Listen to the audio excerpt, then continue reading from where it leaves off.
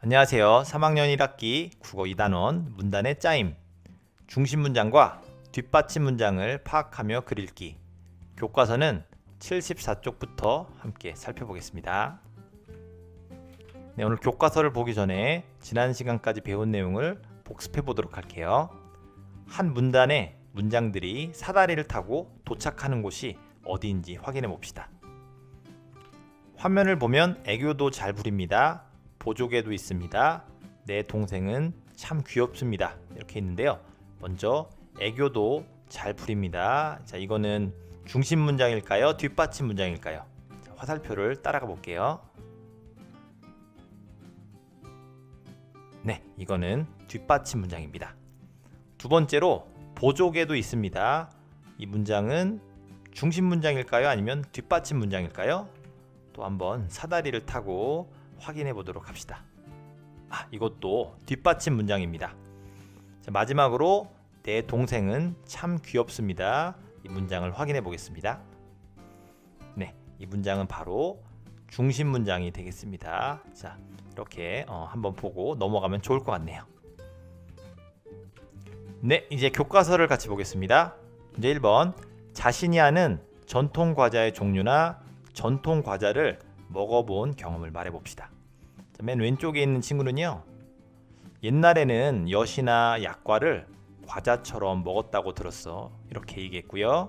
가운데 있는 친구는요, 할머니께서 달콤한 약과를 주셔서 맛있게 먹은 적이 있어. 이렇게 이야기하고 있네요. 자, 여러분들도 전통 과자를 먹어본 적 있나요? 한번 떠올려 보도록 합시다. 있다고요? 좋아요. 선생님은요, 명절 때 할아버지 댁에서 한과를 맛있게 먹은 적이 있거든요. 자, 이런 식으로 여러분들의 경험을 한번 떠올리고 적어보세요. 이어서 문제 2번입니다. 중심 문장과 뒷받침 문장을 생각하며 옛날에는 어떤 과자를 먹었을까요?를 읽어봅시다. 옛날에는 어떤 과자를 먹었을까요? 우리 조상은 여러 가지 한과를 만들어 먹었습니다.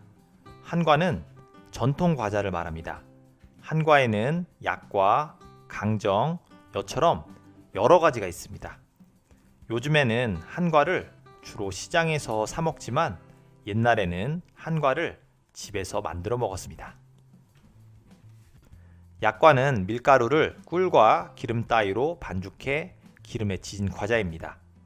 꿀물이나 조청에 넣어두어 속까지 맛이 배면 꺼내어 먹습니다. 지금은 국화 모양을 본떠서 많이 만들지만 옛날에는 새, 물고기 같은 모양으로 만들었다고 합니다. 약과를 만들 때에는 만들고 싶은 모양으로 나무를 파서 반죽한 것을 그 속에 넣어 찍어냅니다. 강정은 찹쌀가루를 반죽해 기름에 튀긴 뒤에 고무를 묻힌 과자입니다. 찹쌀가루를 반죽할 때에는 꿀과 술을 넣습니다. 그런 다음에 끈기가 생길 때까지 반죽을 쳐서 갸름하게 썰어 말린 뒤 기름에 튀깁니다. 깨, 잣가루, 콩가루와 같은 고무를 묻혀 먹습니다.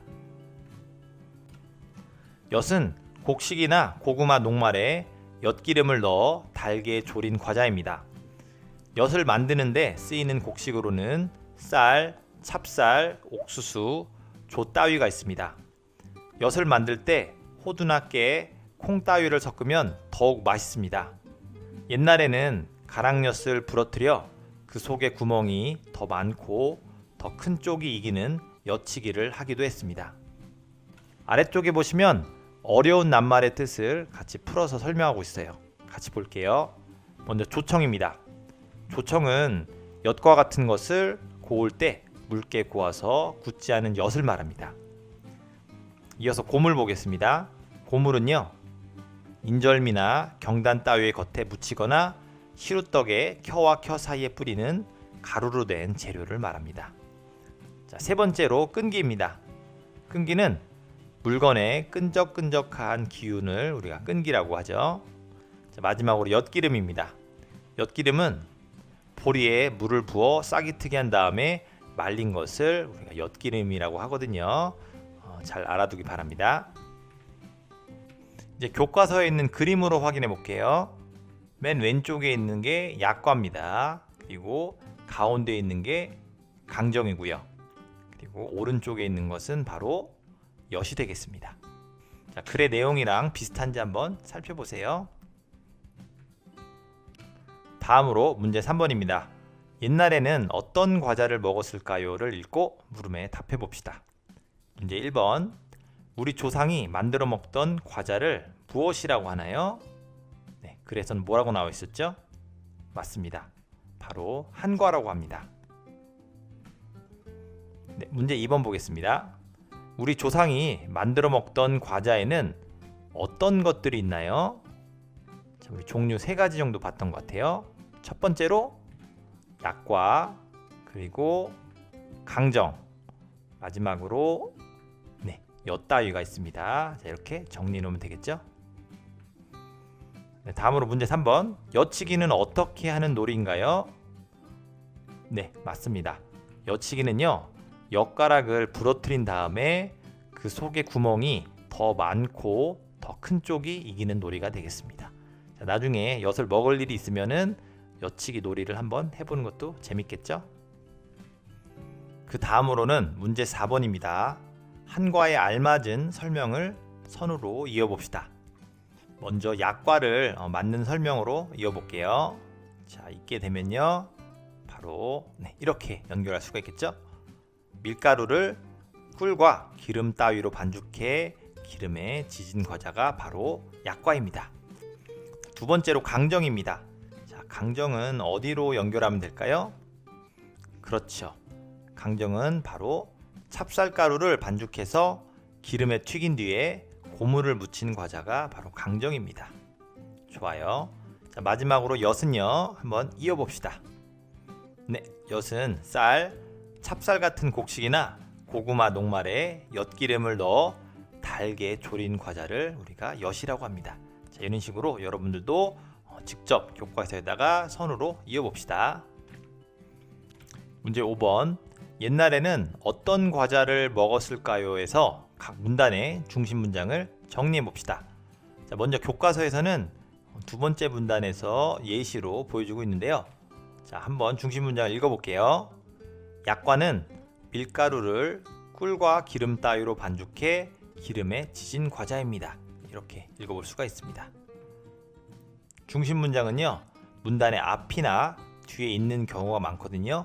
이것을 생각하면서 나머지 문단에서도 중심 문장을 찾아보겠습니다. 자, 첫 번째 문단의 중심 문장은 무엇일까요? 네, 맞습니다. 바로 우리 조상은 여러 가지 한과를 만들어 먹었습니다.